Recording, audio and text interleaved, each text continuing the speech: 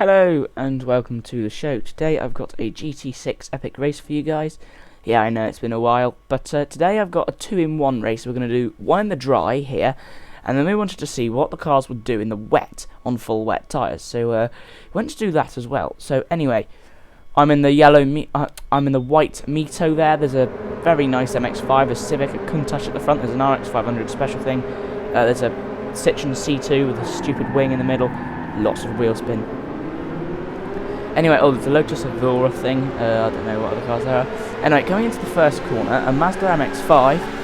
I don't know what happened. He just sort of cut the grass. Perhaps I squeezed him.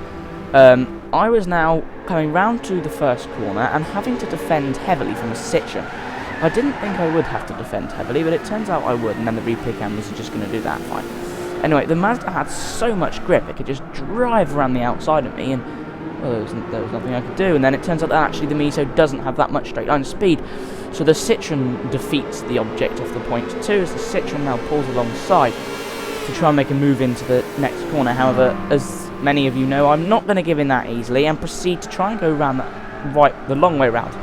Get the move sticks, run a little bit wide, and now I'm on the inside for the next corner. Very pleased with that. Further back, there is a Mitsubishi thing, battling with a Ferrari Dino, a Subaru, and a Mazda RX 500 thing. Yeah, that is it. These cars aren't particularly fast. They're in the 400 pp's. They're just very, very slow. It's just, they're great fun to drive though. This Mitsubishi here, well, I don't know if you call that cheating or on-purpose mistake. Not sure which one. Anyway, me and the Citroen C2 are still going at it. The Citroen gets it sideways. The replay cameras are going to do that again. That must be a new bug in the recent update. The Citroen then proceeds to try and go around the outside of me. However, it does mean that if I can hold down the long straight, I get the inside to the corner. Unfortunately, I get a little bit of a tail happiness at the corner and then proceed to lose my position. So all I can do is hug the slipstream and think about making a move back, perhaps into the final chicane, which I know I'm quick for. At the front, the Lamborghini Countach decides he's going to find the grass and gravel trap. There's a Mazda and a Honda Civic battling it out for first place. As we come around this corner here, I don't know what that corner's called, the last corner, the Countach is running wide in the background. Now the Mazda knows he's got to get past fast, because that Spoon Civic isn't slow, and it's quick in a straight line, so really he's got to get past before or during Maggots and Beckett's. That is where he's going to make his time. If he doesn't do it then, he's not going to make a move. The Countach is now trying to catch up frantically after having a rather big off, as you saw earlier. Again, the only action on this field, really, was the... I hate Gran Turismo. Let's just wait for it to load, shall we? Right. Was me and the Citroen C2. However, the Citroen C2 had proceeded to pull a rather big gap until he fell off the road and I got ahead again. Now, we were actually, everyone was close on track, which is nice to see, but we were the only ones actually battling. Because everyone else, it was us three here, me, the Citroen and the Mitsubishi, were the only ones actually battling. Because, of course, the cars are fairly simple. The Mazda's having a little snippet at the thingy-mabob up in front, whatever that's called, the, I forget, thing, car. Oh, Spoon Civic. Knowing that he's got to get quite desperate here, because he knows that, whatever's going to happen. I love the Gt6 replay cameras. The Mazda has to make up his ground before the end of Maggots and Beckett's. So he throws his car into the corner, bombs that at the other side. The Civic defends. The Mazda's just got enough drive to pull alongside. What can he do into this corner, though? Not much, unfortunately, because the Civic got the preferred line. However, the Civic clips the grass and screws up his entry slightly. So the Mazda dive bombs up the inside, slightly puts a wheel on the bump, I think. Cuts back across the track, no time gains there, so it's not exactly a crucial mistake. And anyway, the Civic now proceeds to use his straight line speed to get back. Now, if the Mazda holds it around the outside, he will regain the lead because of the chicanes.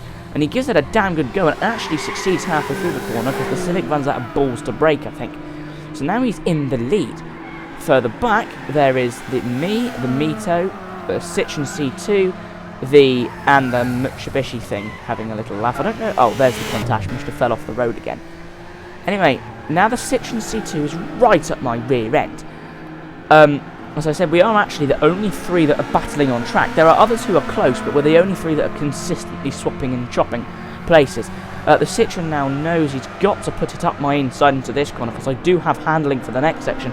Tries to put it up the inside. I grow a pair and stamp on it and go a long way around. However, I'm still side by side. I cut to the inside to defend. The Mitsubishi's having a snippet in the background. And unfortunately, the Citroen gets the better run out of the corner. I've got a lovely piece of air on the front of my car.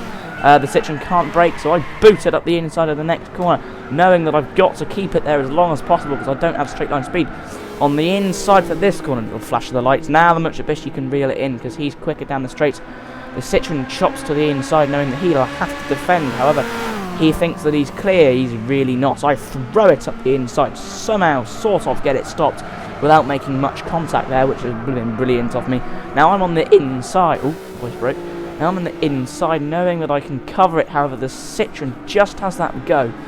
He just has that straight line speed, and you need the straight line speed around this track, and it's something that I just lack. I just haven't quite got it. Look at the Citroen, who's just got that more drive down the straights. He's up the inside. I'm still trying to hold it around the outside. This time, however, I have to concede both on wide there. This time, however, I have to concede. So my next best bet is into Maggots and Beckets. I throw it up the inside. The Citroen's still there. The Citroen gets it sideways. I go straight across the grass because the Citroen gives me a bump. And, well, now I'm just clinging on around the outside. We go back exactly where we were. I got dirt in my tyres, so I can't get it stopped. We end up exactly where we were anyway, so it doesn't matter. The Mitsubishi gave the RX-7 a bump. I think that was a case of, I didn't know you were there, sorry sir. But anyway, that was a bit of a nasty bump, I think, because actually it means that the Mazda has fallen back a bit into the claws of the Countach, who fell off the road yet again. This time the Citroen does go the long way around somehow and gets the move done. I try and throw it back up the inside, not enough room there, have a little lock up, throw it up the inside the next corner, still not enough room. Absolutely caning it now, desperate to try and find a way round as the race nears its end. However, there's nothing I can do, and it's very, very close. But the Citroen takes his desired victory ahead of me. Results are... Have a look. Can we not? Ah, right, okay. Right, I get it. In first place is the Mazda MX-5. Second is the Spoon. Third place is me. Oh no, third place is the Citroen. I get fourth place by, well, if you look at the... Does that... No, that just tells you the positions, okay. Then...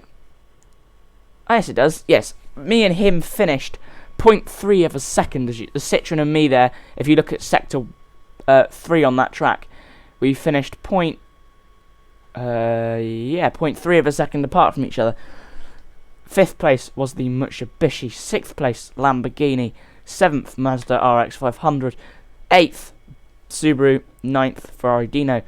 And I shall see you in a minute when we move on to our second race.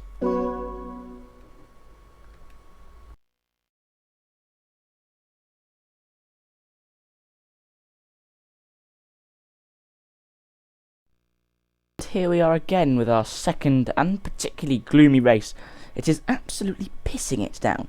In this race we've got full wet conditions. The track I've put to absolutely soddened.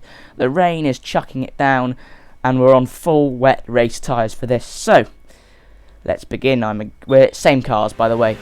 All but a few people are in the same cars. There's the Countach there. Yeah, there's the same cars. Anyway, off the line.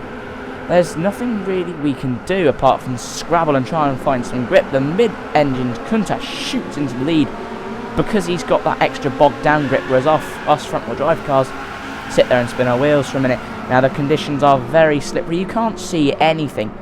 If I go into the view that I always drive as, which is... Oh, we can't do it in the replays. I always drive as cockpit view. You can't do that in the replays. There's so much fog you can't see a thing. Anyway, the... Citroen's behind me. The Countach gets it wrong. It's all a big bundled up. The CRV and the Citroen, Honda CRV and the Citroen are racing. The CRV just has more downforce because it's a race car. It's obviously incorporated to deal with this. The Countach and the Mitsubishi thing up in front, battling it out for first place. That Mitsubishi is four-wheel drive, so he should have the advantage. However, it does mean you get catastrophic understeer, as those two aren't quite expecting how steep the braking zones are. As we come... Oh, my mic died, sorry about that. As we come round the corner, I shoot into the lead, dive at the inside. The Countach and the four-wheel drive Mitsubishi with terrible understeer gets into the lead as there's lots of squabbling going back there. Oh, don't you love GT6 replays? They're just shit, aren't they? They just do this every time you load a new picture. It's pants. Oh, and then we're going to do this again. Fantastic. Anyway, as we come round whatever corner this is... Oh, me and the Countach are battling it as we come round to Maggots and Beckets. I have better grip because I'm a road-going car. I do have aerodynamics, so I am better grip through the rain. However, the Countach, with more power, is straight-line speed. The Countach, however, is a little bit more twitchy, harder to control, especially in the rainy conditions. However, the Countach is not as... There's a four-wheel drive Mitsubishi off in the background. The Countach is not as bad as I thought. When I laughed when he tried to use it in the wet rain, I laughed because I thought, no way, it's not going to work. It's unbelievably grippy for a rear-wheel drive car. I don't know what's gone on. The Mitsubishi gets it sideways, locks the rear brakes, skedaddles into the gravel, and that's the end of his race. The Mitsubishi, the BMW and the Honda CR-V are battling it out as the Mazda's going off-road back there. The Citroen C2 isn't very good in the rain. There's just no grip there. The Mazda locks up, gets it wrong. The Honda race car's trying to stick it up the inside. The BMW gets better drive at the corner. BMW is a little bit sideways. As we come around a final corner, the BMW sideways again. The Mazda's held him up, and the CR-V's going to try and go around a lot of them. Mazda's just got that grip though, because it is so, small and sporty. It can deal with the rain. The BMW, however, is not very sporty in the rain, but it does have plenty of straight line speed, and the CR-V can only hope to dive bomb up one of the corners inside. As I said, at the front and the back there was just the Citroen C2 and the BRZ miles behind. There's no battling going on there. It was me and the Countach creating the action here. It's a battle for first place as we ricochet down the straight. The Mitsubishi coming through the corner in the background. Oh, no, it's the Mazda, sorry. Then the CR-V, then the Mitsubishi coming round in the background there. The Countach puts a wheel on the grass, locks up the brakes. I managed to get... That is the issue with the Countach. It does like to lock its brakes in the rain, apparently. I am now the inside of the Countach. Oh, it's very dark, isn't it? Going the long way around. There's a Mazda MX-5 sideways. All the other cars piling around the final corner. The Countach, I don't know what he does. Obviously has a little twirly-whirly party in the background. And now we wait for the replay to load. Oh, there's the Countach, and there's the Mazda with the beautiful little pop-up lights, who is now, other than him being sideways around every corner, actually making good progress through the field. He's now holding third nicely together. Further back than that, there's a Mazda RX-8, who just manages to replace. I haven't even changed camera this time. There's something with Silverstone that makes it do this, I'm not sure what. Anyway, as we come, I'm presuming this is up towards Maggots and Beckets. Yes, the Mazda now starts to climb on the other Mazda with the CR-V and the BMW having a spin, letting the CRX or CRZ or whatever it is through. In the background, the Mazda RX-8 gets a little bit wide, but manages to put the power down. You can start to catch on his older brother, the MX-5. Now, as we come down to up towards the front of the field, we have got me and the Countach. The Countach gets it very, very wrong. But it doesn't matter, there's lots of runoff at Silverstone. There's a Mitsubishi, I don't know what she done, smacked a wall and had mechanical failure, I'm not sure. Either way, he's off. The Countach gave him a tap, so he's rolled onto the track now. It's me and the Countach and the MX-5 and whoever's behind him battling for the lead now. The Countach, there's lots of runoff area, which is why the Countach can keep running wide and get back on the track. I only wanted to do rain on this track because I know there's runoff areas for those who outbrake themselves. That's a pretty camera view, isn't it? I'm out in front with the Countach closely following. I get a little bit, perhaps too much understeer through here. A little bit of a bugger that, isn't it? As I said, a little bit too much understeer. The Countach is flailing around like a loony in the background. Dive bombs up the inside. Actually gets very close to getting it done, but I just go and no, and shut the door in his face, basically. It's getting darker as well. I think it's a nighttime race. The Mazda's up the inside of, I don't know what other, the Mazda RX-8 is being overtaken by the Mazda RX-7, sorry. As now the Countach can start to reel me in. I get it sideways, front wheel drive. All you can do is boot it and turn to help. See if you can save it, which I can. The Countach is now catching me. He tries to put it up the inside, knows he's not going to get it stopped from that distance, however I can. I run a little bit wide though, and now the Countach is right up my rear end. I know I can't be slow through this corner because he'll get me. I put the power down, the Countach goes round the outside, I get a little bit of a wheel spin, and unfortunately that means the Countach can go the long way around. He's going to try. Is he going to get it done? Yes, he is. Good boy, right round the outside. Do I think about going up the inside to the next corner? It's not worth it. I've got Maggots and Beckett's my favourite overtaking spot, and then the corner after that, running wide. Oh, I said everyone could run wide on this corner, by the way, because I know that if I say no, then chaos breaks out. Coming down to this corner, the Mazda RX-8 is up the inside the Mazda MX-5. The Mazda MX-5 is up to me. The Countach has got a little bit of a lead, gets a tail happy. I get understeer, slam on the brakes and pray. Get it stopped. The RX-7 and the MX-5 are now trying to rattle me into making a mistake. I can't catch the Countach now because I've got to defend like mad from the MX-5, who was unbelievably swift in a straight line despite being a little lightweight sports car. He thinks about having a move, knows he's not really going to get it stopped. He does have a go. Puts it up the inside, gives me a bump, gets on the grass, gives me another bump. Somehow he pushes me wide, he gets the position done. But knowing I can run wide, I keep my foot in it and try and regain the position coming down into the chicanes. Up the inside, the Mazda sideways, the BRZ stuck in the gravel trap. That was a funny idea. The Mazda's trying frantically to gain some form of position. Whoops, shouldn't have pressed that button. To gain some form of position on me. I've run wide again. Took much of the curb. Up in front, oh, the RX-8 has gone in the pit lane. That was sensible, wasn't it? Oh, that was it. Oh, I didn't realise that was it. Anyway, position-wise, Lamborghini Countach in first, with a, I don't know what, last lap 2:27.5. That's quick. Second, Mazda RX-8 in the pits. Third was me, 43.8. Sector 3.